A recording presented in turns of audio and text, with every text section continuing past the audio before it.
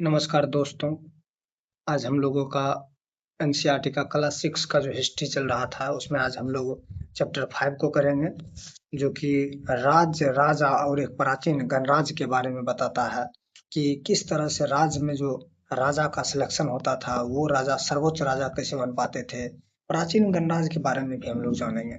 तो चलिए हम शुरुआत करते हैं चैप्टर 5 के इस राज्य राजा और एक प्राचीन गणराज्य की। तो फर्स्ट जो हेडिंग है वो है कि कुछ लोग शासक कैसे बनते थे, शासक वो कैसे बन पाते थे। तो लगभग 50 वर्षों से हम अपने शासकों का चुनाव मतदान के जरिए जो है करते आ रहे हैं। अभी 50 वर्षों से कैसे कर रहे हैं, मतदान कर रहे हैं, वोटिंग के द्वारा। लेकिन बहुत पहले लोग शासक कैसे बनते हैं, तो करीब 3000 साल पहले कुछ बड़े बड़े यज्ञ को आयोजित करके राजा के रूप में प्रतिष्ठित होते थे लोग। तो बड़े बड़े यज्ञ में आपका एक हो जाएगा अश्वमेध यज्ञ। तो अश्वमेध यज्ञ जो है एक ऐसा आयोजन होता था, इसमें जो है एक घोड़े को राजा के लोगों की देख रेख में स्वतंत्र विचरण के लिए छोड़ दिया जाता था। मतलब इसमें राजा एक घोड़ा को छोड़ते थे और उसके पीछे जो है 2 सेना को लगाया जाता था उस घोड़ा की देख रेख के लिए, घोड़ा कहाँ कहाँ जा रहा है। इस घोड़े को किसी दूसरे राजा यदि रोक लेते थे तो वहाँ अश्वमेध यज्ञ करने वाले राजा से उन्हें लड़ाई करनी पड़ती थी। अगर उन्होंने घोड़े को जाने दिया तो इसका मतलब यह होता था कि अश्वमेध यज्ञ करने वाला राजा उनसे कहीं अधिक शक्तिशाली था।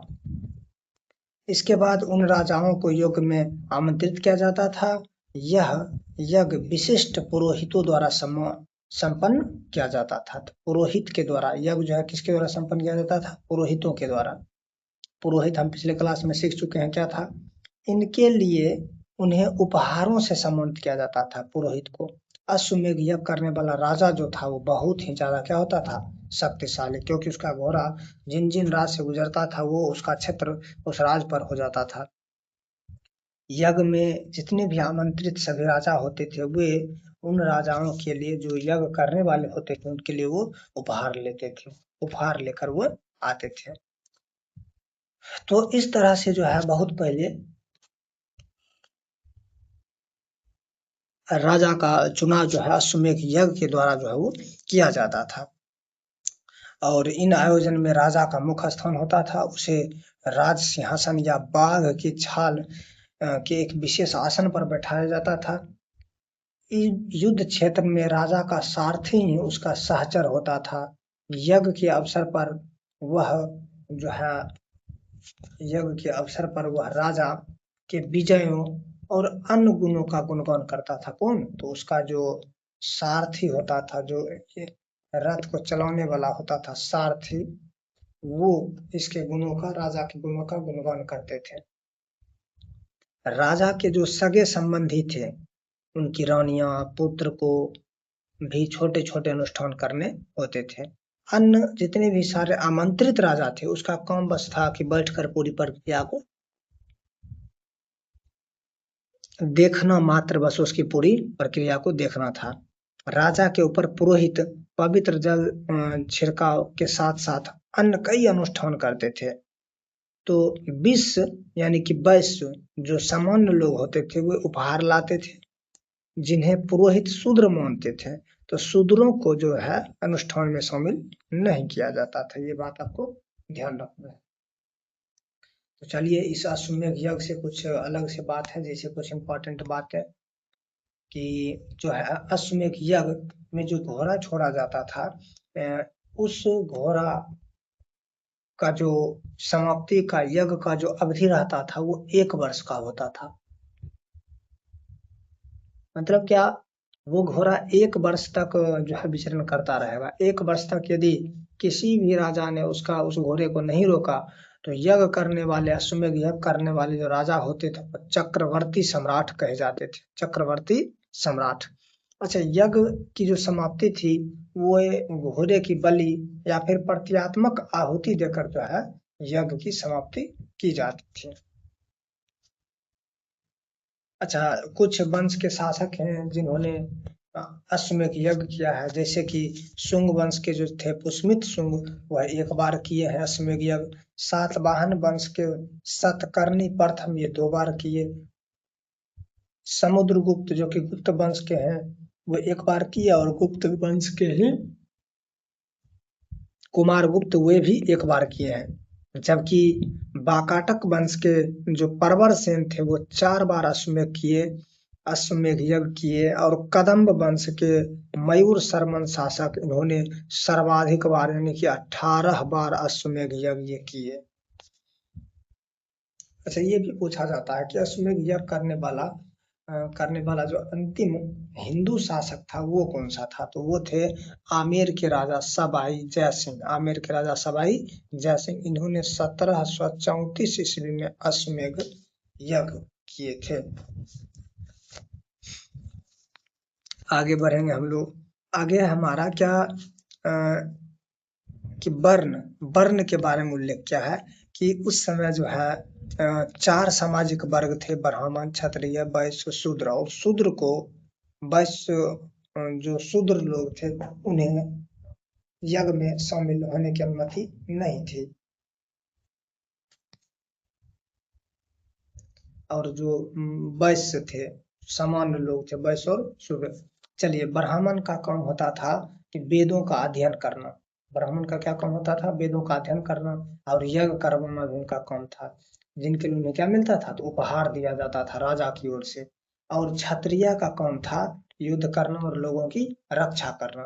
वैश्य क्या करते थे? तो ये काम खेती करते थे, पशुपालन करते थे, व्यापार करते थे। और जो शूद्र थे वो वैश्य, क्षत्रिय और जो आपके ब्राह्मण थे उनकी उन तीनों की सेवा करना ही इसका एकमात्र वर्ग था। किनका? शूद्रों का। अच्छा, जो आपका वर्ण व्यवस्था है, इस वर्ण व्यवस्था का जो पहला उल्लेख है वो ऋग्वेद में मिलता है, और ऋग्वेद के 10वें मंडल में मिलता है। ध्यान रखेंगे आप, ऋग्वेद के 10वें मंडल में। चलिए, नेक्स्ट है हमारा जनपद। जनपद किसे कहेंगे? जनपद का अर्थ ही होता है कि जनपद का अर्थ होता है कि जन के बसने की जगह। जहां पर जनता रहते हैं, जहां पर लोग रहते थे, उस जगह को ही जनपद कहा जाने लगा। तो महायज्ञ को करने वाले राजा अब जन के राजा न होकर अब किसके राजा बनने लगे? तो जनपद के राजा हो गए। कैसे भाई?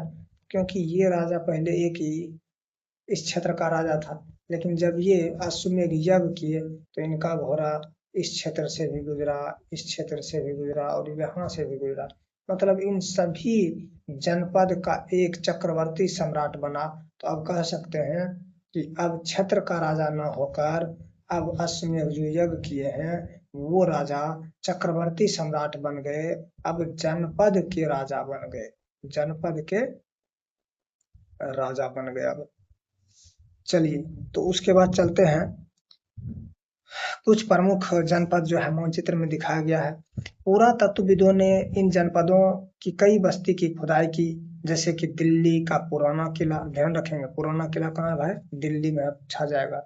और जो हस्तिनापुर है वो उत्तर प्रदेश के मेरठ के पास है। हस्तिनापुर बिहार दरोगा 2213 में पूछा गया था कि हस्तिनापुर का उत्खनन कब किया गया? तो 1950 से 52 के बीच जो है हस्तिनापुर का उत्खनन किया गया है। और जो एटा के पास अतरंजी खेड़ा है, ये सभी जो है जनपद में शामिल थे। खुदाई से पता चला है कि लोग झोपड़ी में रहते थे, मवेशी और अन्य जानवरों को पालते थे। वे चावल, गेहूं, धान, जौ, दाल, तिल, सरसों, ये सब जो फसल थे वो सब उपजाते थे। इसमें एक पॉइंट्स था, पुराना किला दिल्ली में है और हस्तिनापुर जो है यूपी के मेरठ में है, जिनका उत्खनन 1950 से 52 के बीच हुआ है। आगे बढ़ेंगे हम लोग। अच्छा, यहाँ से हम इसको समझ सकते हैं कि पहले आर्य थे, लोग थे, ये आर्य हो गया। आर्य मिल के ये जनजाति हुई, जनजाति से वो जन बना, जन से जनपद बना, और बहुत सारे जनपद से महाजनपद बना है। ध्यान रखेंगे, जब क्रम पूछेगा तो आर्य, जनजाति, जन, जनपद, महाजनपद। चलिए, उसके बाद है कि जो प्राचीन काल में कुछ बर्तन जो मिले हैं, लाल रंग के मिट्टी पर काले रंग के जो बर्तन बनाए जाते थे, वे चित्रित धूसर पात्र के रूप में माना जाता है। जैसा कि इनके नाम से ही स्पष्ट है कि बर्तनों पर चित्रकारी की गई है। सरल रेखा और ज्यामिति आकृति के रूप में उस पर चित्र बनाए जाते थे। तो बर्तन जो था वो चित्रित धूसर पात्र होता था। ध्यान रखिए, ये आपका बर्तन है, ये काले रंग की मिट्टी से लाल रंग की मिट्टी से बनते थे और काले रंग से इस पर डिजाइन किया जाता था, काले रंग से डिजाइन किया जाता था। चलिए आगे बढ़ेंगे हम लोग, और नेक्स्ट है हमारा महाजनपद। जनपद के बाद अब देखेंगे हम लोग महाजनपद। तो करीब 2500 साल पहले कुछ जनपद अधिक महत्वपूर्ण हो गए थे, इन्हें जो है अब क्या कहा जाने लगा, तो महाजनपद कहा जाने लगा। इस महाजनपद का उल्लेख जो है सर्वप्रथम अष्टाध्यायी जो पौननी का संस्कृत ग्रंथ है व्याकरण का संस्कृत भाषा में, इसमें मिलता है महाजनपद का उल्लेख। तो मानचित्र 4 में कुछ महाजनपद को दिखाया गया है।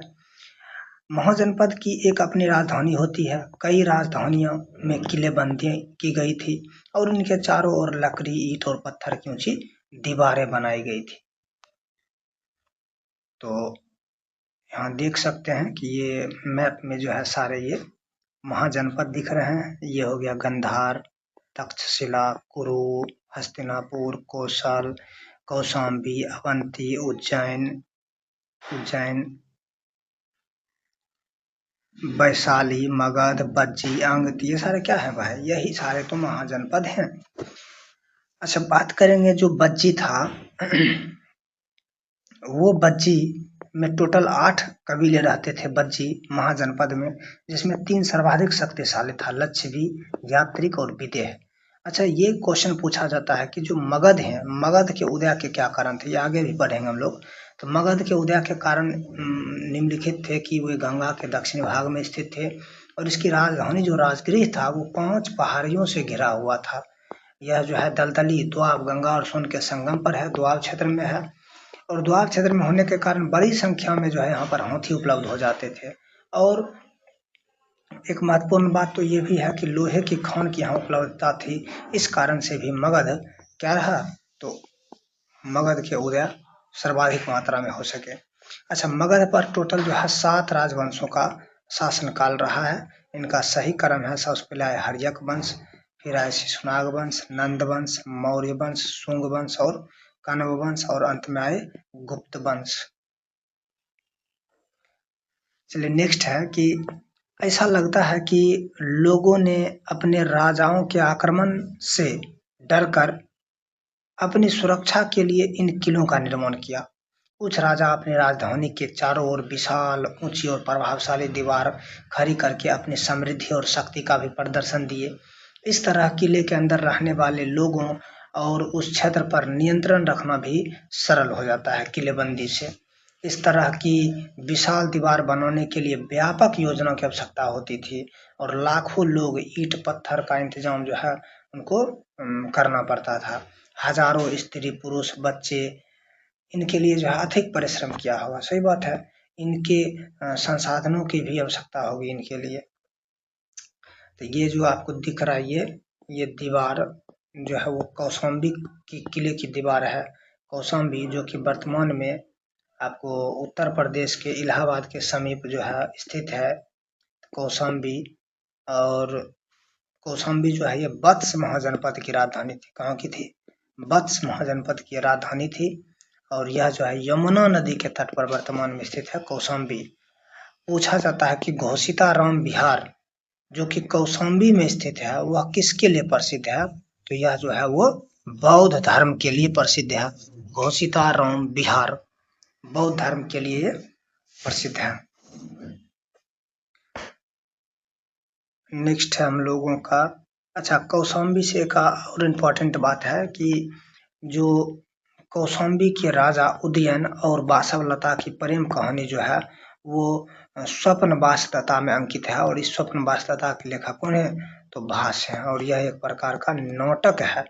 तो स्वप्न वासलता की जो नाटक है वो कौशाम्बी के राजा उदयन और बासवलता की प्रेम कहानी से संबंधित है। चलिए नेक्स्ट है कि अब जो है वो राजा सेना रखने लगे थे, महाजनपद के राजा सेना रखने लगे थे। सिपाहियों को नियमित वेतन देकर पूरे साल उन्हें रखा जाता था। संभवतः कुछ आहत सिक्के, प्राचीनतम सिक्के को क्या कहते हैं, प्राचीनतम सिक्के को आहत सिक्के कहा जाता था। इसके बारे में जो हम लोग का अध्याय 8 में पढ़ेंगे। क्वेश्चन है हमारा कि महाजनपद के राजा और ऋग्वेद में उल्लेखित राजा किस प्रकार एक दूसरे से भिन्न थे, दो अंतर बताइए। तो बहुत सारे अंतर थे, राजधानी और किलेबंदी को लेकर, कर व्यवस्था को लेकर, अस्थायी सेना को लेकर, क्षेत्र और शक्ति को लेकर, ये सारे अंतर थे महाजनपद के राजा और ऋग्वेद के राजाओं में। तो जो ऋग्वेद के राजा थे उनका कोई निश्चित क्षेत्र नहीं था, बल्कि वे जन या कबीले के प्रधान होते थे, उनकी शक्ति सीमित होती थी। इसके विपरीत जो महाजनपद के राजा होते थे उन्हें विशाल भूभाग पर शासन करना होता था, इसलिए उन्हें अस्थायी सेना रखना पड़ता था, जबकि ऋग्वेद काल में राजाओं की अस्थायी सेना नहीं थे। इसके अलावा राजधानियां और किलेबंदी, जो आपके ऋग्वेद काल के राजा थे उनकी कोई भी राजधानी नहीं थी, जबकि महाजनपद काल के राजा किलेबंद करके वे अपनी एक विशेष सुरक्षा और प्रतीक हेतु राजधानी का भी निर्माण किए थे। कर व्यवस्था को लेकर भी अंतर था। ऋग्वेद के लोग जो थे वे स्वेच्छा से राजा को उपहार या बलि देते थे, जबकि महाजनपद काल में राजाओं ने जनता पर नियमित और अनिवार्य कर लगाना शुरू कर दिया, ताकि सेना तथा प्रशासनिक खर्च वो चला सके। तो ये सारे जो थे वो अंतर थे ऋग्वेदिक राजा और महाजनपद के राजा में। अब हमारा एक पॉइंट है कि कर व्यवस्था के बारे में। तो कर व्यवस्था में किस प्रकार भिन्न था, कर व्यवस्था कैसे वसूलते थे वो।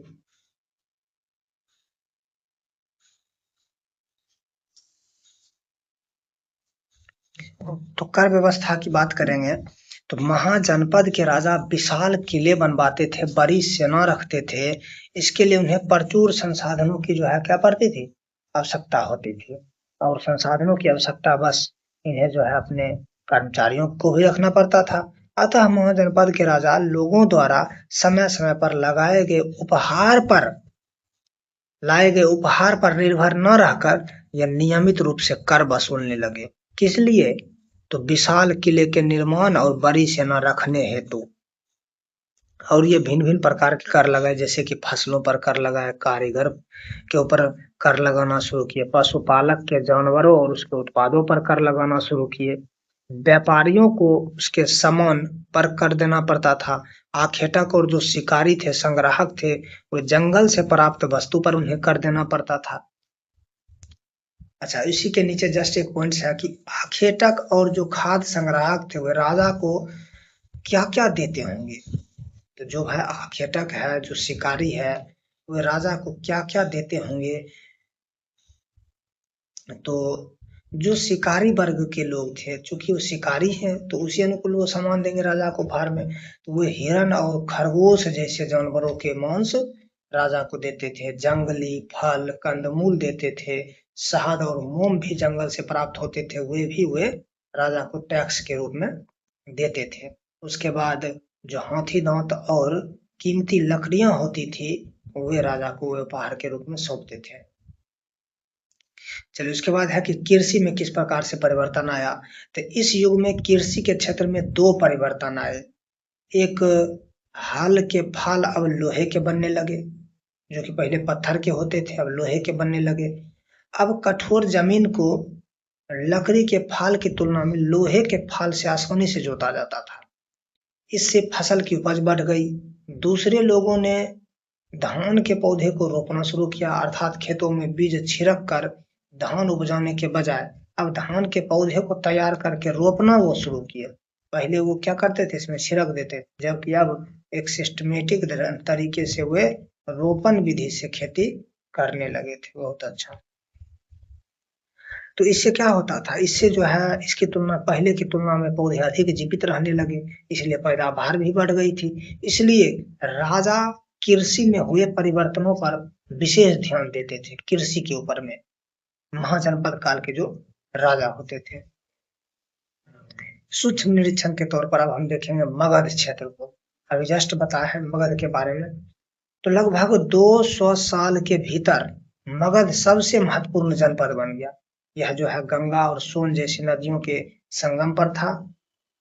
यातायात, जल वितरण, जमीन को उपजाऊ बनाने के लिए जो है यह मगध बहुत ही महत्वपूर्ण क्षेत्र था। मगध का एक हिस्सा जंगल से भरा हुआ था। इन जंगलों में रहने वाले हाथियों को पकड़कर उन्हें प्रशिक्षित कर सेना के काम में लाया जाता था। कुल मिला के मगध क्षेत्र इसीलिए भी इम्पोर्टेंट था कि वो गंगा और सोन के संगम पर स्थित है मगध। उसके अलावे यह जो है दोआब क्षेत्र में स्थित होने के कारण यहाँ कृषि अच्छा होता था। यहाँ हाथी की उपलब्धता जो है वह अधिक मात्रा में हो पाती थी। हाथी की उपलब्धता जिससे उसे सेना में भर्ती के काम में लाया जाता था। यही नहीं, जंगलों से घर, गाड़ी तथा रथ बनाने की लकड़ी भी मिल जाती थी। इसके अलावे इस क्षेत्र में लोहे के अयस्क के खदान थे। लोहे की प्रचुर मात्रा में यहाँ उपलब्धता थी। मजबूत औजार और हथियार बनाने के लिए बहुत उपयोगी थे। चलिए नेक्स्ट है कि मगध में दो महत्वपूर्ण शक्तिशाली राजा भी बने, एक बिंबिसार और एक अजातशत्रु। बिंबिसार और अजातशत्रु। महाजनपद एक और महत्वपूर्ण शासक महाजनपद में हुए और उन्होंने अपने नियंत्रण का क्षेत्र इस उपमहाद्वीप के उत्तरी पश्चिमी भाग में फैला लिया था। बिहार में राजगिरी, जो कि वर्तमान में राजगीर है, कई सालों तक मगध की राजधानी बनी रही, लेकिन बाद में पाटलिपुत्रा जो है वो मगध की राजधानी बनी।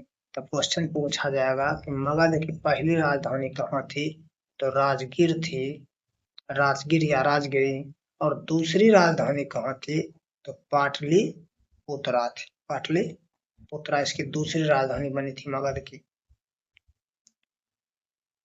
नेक्स्ट है कि 2300 साल से भी पहले की बात है। कितने पहले की बात है? 2300 साल पहले की। मैसेडोनिया का राजा सिकंदर विश्व विजय करना चाहता था। पूरी तरह सफल न होने पर भी वह मिस्र और पश्चिमी एशिया के कुछ राज्यों को जीतता हुआ भारतीय उपमहाद्वीप में ब्यास नदी के किनारे तक पहुंचा। कहाँ पहुंचा? ब्यास नदी के किनारे तक। लेकिन जब उसने मगध की ओर इसको पार करके, ब्यास नदी को पार करके मगध की ओर कूच करना चाहा, तो उसके सिपाहियों ने इनकार कर दिया। वे इस बात से भयभीत थे उनके सिपाही कि भारत के शासकों के पास पैदल सेना, रथ सेना और हाथियों की बहुत बड़ी उपलब्धता थी। इसलिए जो है सिकंदर की सेना ब्यास नदी को पार करने से क्या हो गई? कतरा गई, मना कर दिया वो। तो क्वेश्चन पूछा जाएगा सिकंदर की सेना किस नदी को पार करने से जो है मना कर दिए, नहीं पार किए? तो ब्यास नदी को। चलिए अब है कि सेनाओं और ऋग्वेद में उल्लिखित सेनाओं में क्या अंतर दिखता होगा। तो महाजनपद काल के सेना और ऋग्वेद के सेना में अंतर यही दिखता है कि जो ऋग्वेदिक सेना था वो कबीलाई आधारित था। मतलब कि उसके जो नागरिक थे, जो जनता थे, वो खुद युद्ध के समय में सैनिक बन जाते थे। इसमें युद्ध रथ, घोड़ा और कौंस के हथियार से लड़े जाते थे। और जो मगध की सेना थी, जिसमें अस्थाई और विशाल सेना थी, जिसे राजा वेतन देता था, इसमें पहली बार बड़े पैमाने पर युद्ध हाथी और लोहे के आधुनिक हथियार व रथ जैसे रथ मसूल का भी इसमें प्रयोग किया गया था। तो कुल मिला के ये कहें तो जो ऋग्वैदिक सेना थी वो उसमें नागरिक ही खुद सैनिक बनते थे, जबकि मगध की सेना अस्थाई और विशाल थी। चलिए उसके बाद हमारा है बज्जी के बारे में। तो बज्जी के बारे में बात करेंगे तो बज्जी, जिस तरह से हम पढ़े कि मगध एक शक्तिशाली राज्य बन गया था, उसी के नजदीक में था बज्जी, बज्जी राज। इसकी राजधानी थी वैशाली, जो कि बिहार में स्थित है। यहाँ भी एक अलग किस्म का शासन व्यवस्था था और बज्जी के जो शासन व्यवस्था थे उसको गण या संघ कहा गया। क्या कहा गया? गण या संघ कहा गया। इस गण या संघ में कई शासक होते थे। कई शासक हमने आपको पहले ही बताया कि 8 टोटल संघ थे। टोटल 8 कुलों का संघ था, जिसमें लक्षवी, विदेह, ज्ञात्रिक, बज्जी, उग्र, भोग, कौरव और आपके इक्ष्वाक थे। तो ये सारे थे आपके 8 गो टोटल कुल थे। इन 8 कुल में एक जो बज्जी इनमें मुख्य था, प्रमुख था, इसका शासन व्यवस्था किस तरह से भिन्न था? तो शासन व्यवस्था यहाँ की लोकतांत्रिक शासन व्यवस्था थी। कहो कि भाई बज्जी की यानी कि बज्जी के कुल संघों की लोकतांत्रिक शासन व्यवस्था। कैसे? इन सभी संघों में एक एक राजा हुआ करता था और ये सारे राजा आपस में मिलकर एक साथ निर्णय लेते थे। तो गण या संघ में कई शासक होते थे, इनमें से प्रत्येक व्यक्ति राजा कहलाता था। ये सभी राजा अनुष्ठान को एक साथ संपन्न करते थे। सभाओं में बैठकर ये बातचीत, बहस, वाद विवाद के जरिए तय करते थे कि किसे क्या करना है, किस तरह करना है। शत्रुओं के आक्रमण से निपटने के लिए वे मिलकर चर्चाएं करते थे। स्त्रियां, दास, कमकार इन सभाओं में जो है भाग नहीं लेते थे। ध्यान रखना आपको, स्त्रियां, दास और कमकार इन सभा में भाग नहीं लेते थे। चले बज्जी से कुछ पॉइंट्स है, जैसे कि दुनिया का पहला लोकतंत्र कहाँ स्थापित हुआ, तो बज्जी वैशाली में। भगवान महावीर का जन्म भी इसी बज्जी संघ के कुंडग्राम में हुआ था। कुंडग्राम वैशाली में। इसमें टोटल 8 संघ थे, तो पहले हम जान चुके हैं। आगे बढ़ेंगे हम लोग। और नेक्स्ट है कि बज्जी संघ का निर्णय जो लिया जाता था, उसका उल्लेख दीर्घ निकाय में है, बौद्ध धर्म के दीर्घ निकाय में है। यह 2300 साल पहले लिखा गया था। चलिए, अजात शत्रु के जो मंत्री थे और बज्जी के बीच में संबंध देखिए। तो अजात शत्रु के मंत्री थे बरसकार। तो जब अजात शत्रु बज्जी संघ पर आक्रमण करना चाहते थे, तो उन्होंने सर्वप्रथम अपने मंत्री बरसकार को बुद्ध के पास सलाह लेने के लिए भेजा। बुद्ध ने उनसे पूछा कि क्या बज्जी नियमित सभाएं बज्जी में होती है तथा उनमें सभी सदस्य उपस्थित होते हैं। जब उन्हें पता चला कि ऐसा होता है, मतलब बज्जी में ऐसा होता है, तो उन्होंने कहा कि बज्जी वासी तब तक उन्नति करते रहेंगे जब तक कि वे पूर्ण और नियमित सभा करेंगे, वे आपस में मिलजुल कर काम करेंगे, पारंपरिक नियमों का पालन करेंगे, बड़ों का सम्मान, समर्थन और उनकी बातों पर ध्यान देते रहेंगे, बज्जी महिलाओं के साथ जोर जबरदस्ती नहीं करेंगे, उन्हें बंधक नहीं बनाएंगे, शहरों और गांवों में चैत्य का रख रखाव करेंगे, जो विभिन्न मतावलंबी संत हैं उनका सम्मान करेंगे और आने जाने वाले पर उन्हें रोक नहीं लगाएंगे। तब तक बज्जीवासी जो है विकास करते रहेंगे। यदि ये सारे कंडीशन अपनाते हैं बज्जीवासी, तो बज्जीवासी तब तक शासन करते रहेंगे। चलिए, क्वेश्चन है कि बज्जी संघ और महाजनपद से कैसे भिन्न था। कम से कम 3 अंतर बताए। तो बज्जी संघ और महाजनपद से भिन्न था शासन व्यवस्था को लेकर।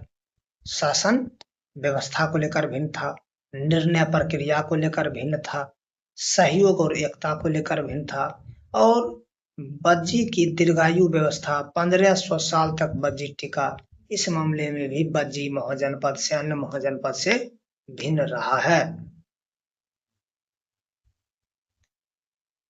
कई शक्तिशाली राजा इन संघों को जीतना चाहते थे, इसके बावजूद उसका राज्य अब से 1500 साल पहले तक रहा। 1500 साल पहले तक रहा किसका शासनकाल, तो बज्जी का शासनकाल। ध्यान रखेंगे। जिसकी राजधानी कहाँ थी आप बताएं, वैशाली थी। उसके बाद गुप्त शासकों ने गण और संघ पर विजय प्राप्त कर उन्हें अपने राज्य में शामिल कर लिया। एकदम बेहतरीन पॉइंट्स। क्वेश्चन है कि बज्जी जो है, बज्जी इसको किसने जो है अपने साम्राज्य में जीत लिया था। तो बज्जी को जीतने का जो काम किया था वो क्या था, तो गुप्त वंश के शासकों ने। किसने किया था, गुप्त वंश के शासकों ने बज्जी को जीतकर अपने राज्य में मिला लिया था। इसके बारे में हम लोग विस्तार से अध्याय 9 में पढ़ेंगे। ये आपका कुछ क्वेश्चन है, यहाँ से सही और गलत बताएं, इसको पढ़िए और बताइए।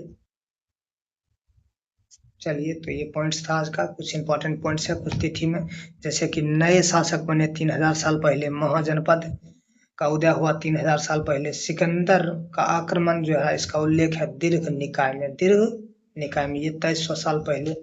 गण और संघ राज्यों का अंत हो गया लगभग 1500 साल पहले, यानी कि बज्जी का अंत हो गया 1500 साल पहले। चलिए, आज के लिए धन्यवाद।